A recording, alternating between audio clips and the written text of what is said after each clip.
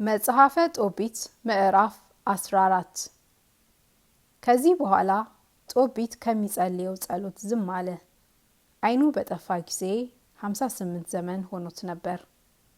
ከ58 ዘመን በኋላ አየ፣ ምጽዋት መጸወተ። ገዥ የሚሆን እግዚአብሔርንም ፈጽሞ ፈራ፣ በእርሱም አመነ።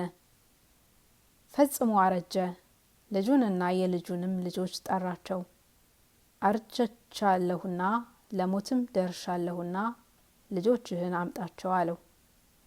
ትጠፋ ዘንድ እንዳላት ነቢዩ ዮናስ በነነዌ የተናገረው ነገር ሁሉ እንዳይቀር አውቃለሁና ልጄ ወደ ሜዶን ሂድ አለው። በሜዶን ግን እስከ ዘመኑ ድረስ ተድላ ደስታ ይደረጋል። ወንድሞቻችንም ከከበረች አገር ሁሉ ይበተኑ ዘንድ አላቸው። ኢየሩሳሌምም ምድረ በዳ ትሆናለች። በእርሷም ያለ እግዚአብሔር ማደሪያ ቤተ መቅደስ በእሳት ይቃጠላል።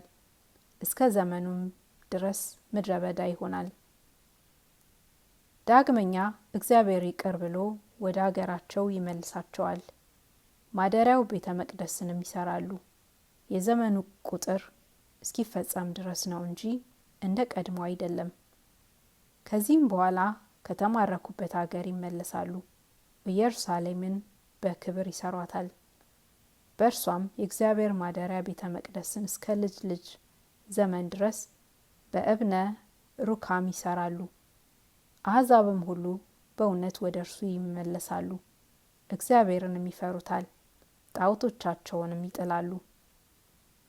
አሕዛብ ሁሉ እግዚአብሔርን ያመሰግኑታል፣ ሕዝቡም በእርሱ ያምናሉ። እግዚአብሔርም ወገኖቹን ያገኛቸዋል፣ ያከብራቸዋል። በሚገባና በእውነት ገዢ የሚሆን እግዚአብሔርን የሚፈሩ ሰዎች ሁሉ ደስ ይላቸዋል፣ ለወንድሞቻቸውም ቸርነትን ያደርጋሉ። ነቢዩ ዮናስ የተናገረው ነገር ያለ ውድ በግድ ይደረጋልና ልጅ አሁንም ከነነዌ ውጣ። አንተ ግን ትእዛዙንና ሕጉን ጠብቅ፣ ይቅር ባይም ሁን። በጎ ረድኤት ትደረግልህ ዘንድ እውነትንም ውደድ። በሞትሁም ጊዜ አክብረህ ቅበረኝ፣ እናትህንም እንደኔ አክብረህ ቅበራት። ልጄ በነነዌ አትኑር። ሃማ በዘመድህ በአካኪሮስ ያደረገው ከብርሃንም ወደ ጨለማ እንዳገባው ፍዳውንም እንደተቀበለ አኪአሮስም እንደ ዳነ እይ። እርሱ ግን ፍዳውን ተቀበለ፣ እርሱ ወደ መቃብር ወረደ። ምናሴ ምጽዋት መጸወተ፣ እውነትንም አደረገ። ከመከሩበት ከሞት መቅሰፍትም ዳነ። ሃማ ግን በዚያች በመከራት ምክር ጠፋ፣ ሞተ። ልጄ ምጽዋት የምታደርገውን እይ፣ ከሞት ታድናለች ታጸድቃለችም አለው። ጦቢት ይህን ተናግሮ ሞተ። ባልጋው ላይ ሳለ ነፍሱም ከስጋው ተለየች። በሞተ ጊዜ 158 ዘመን ሆኖት ነበር። አክብረው ቀበሩት። እናቱ ሐናም በሞተች ጊዜ ከአባቱ ጋር ቀበራት።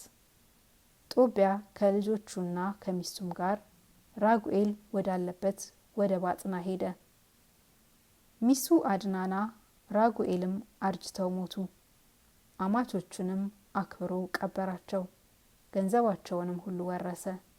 የአባቱ የጦቢትንም ገንዘብ ወረሰ። ጦቢያም በ127 ዘመን ሞተ። የሜዶን ክፍል በምትሆን በባጥናም ተቀበረ። አባቱም እንደነገረው ሳይሞት የነነዌን ጥፋት ሰማ። ስልምናሶርና ናቡከደነጾርም የነነዌን ጥፋት ሰምተው ደስ አላቸው። ለእግዚአብሔር ለዘላለሙ በእውነት ያለ ሐሰት ክብር ምስጋና ይገባውና ልጁ ጦቢያና ጦቢት የተናገሩት ነገር መላ ተፈጸመ።